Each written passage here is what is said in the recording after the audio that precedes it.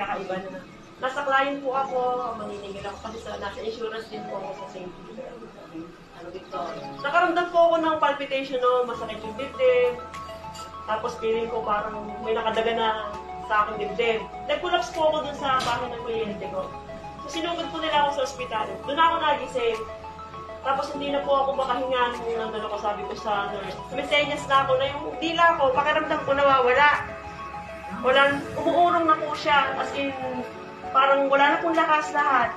Sumisenyas na ako ng parang gusto kong magpasaksak ng kahit ano. Hindi po nila ako pinapansin kasi nung binibig po nila ako, 140/80. At may age daw. Ano siya?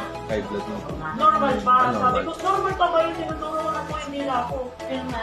Kaya sa napamuran na ako, sabi ko po talaga, pucha, tinuturo ko po ganon. Hindi pa rin po ako nila binigyan. Sabi, ma'am, wait po natin yung result ng laboratory kasi kinuha na lang po ako ng dugo. Ay ko, how binibigay? Sabi ko, gano'n kasi talagang na-test na po ako. Ma'am, 1 hour. Sabi nyo gano'n. So, hanap ko po yung bag ko. Puti po yung kliyente ko, binitbit. Dala niya yung bag ko kasi alam niya, naniningil ako, may pera yun, may ano, lahat ng documents. Nilakla ko po yung Alta-Immune. Hindi na po, di ba po ito, may dropper tayo dito eh. Ang ginawa ko po, tinanggal ko si dropper, nilakla ko po. Bagong-bago yung aking Alta-Immune. Kalahati po. So, ang ginawa ko sa ganito ko, kasi talagang seconds lang po talaga. Yes. Tapos, naliligo na po ako ng langis. Ang langis po na gamit ko na ito. Eucalyptus. Lagay po ako sa mga points dito, sa ulo. As in, ipinahid ko na po sa buong katawan ko. Tapos ano po yung pakiramdam ko? Sabi ko, walang nga mamamatay ako, emergency na, wala kayong ibibigay na kahit ano. Ihintayin ko pa ang resulta ng lab test ko. Wala man lamang kayo binibigay sa akin ng first aid.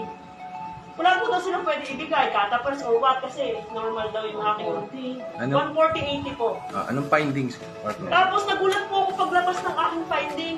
Parang dehydrated at heat stroke daw ako. Heat stroke daw po.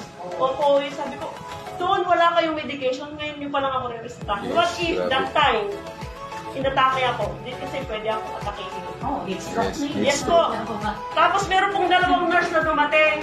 Dalawang nurse siguro galing po sa ER. Tapos yung isa pa galing sa labas nag-a-assist ko. Naamoy niyo po yung oil. Sabi niya, ang sakit-sakit na ulo ko. Hinihindo ako. Hindi ko ba niya yung PPE niya kasi hindi na daw siya makahinga. Naamoy niya po ito. Hindi ko rin po sukat akalain na ganun yung pakiramdam ko, makakabenta ako ng oil sa nurse. Tapos pinipit pa nga po ako nung doktor. Sabi niya, huwag ka muna magnalaklak ng kahit ano. Sabi ka nung kasi kukuhaan ka ng doon. Mamamatay po ako. Hindi ko po Buti na lang uminom ng Alta-Immune. Buti na lang po, dala yung Yes. bag ko at dala po ito. Yes. Hindi ko po din sukat akala na mararanasan ko siya nung time na yun kasi wala naman po ako nararamdaman talaga. Heat stroke pa. Ayan. Yun nga po, heat stroke, tapos dehydrated ako. So wala silang first aid. Ito naging first aid. Ayan. Okay. Kaya talagang very thankful po ako na nakilala ko po ito, nakilala ko po sila. Yes po, talagang, tsaka itong oil, yung mga nurse po talagang nagano sila. Ano po sila, tita may dala ka niyan. Eh, dala ko dalawa. Kaya dalawang nurse lang ang nakabili sa akin. Sila pa namili. Yes Opo, po. opo. Kasi hilo po sila, gawa ng CPE, sobrang init po sa labas. Yung isa naman daw, galing siyang ER, parang nasuffocate siya. Ito po ang ginamit nila. Alright. Alright. Thank you, partner.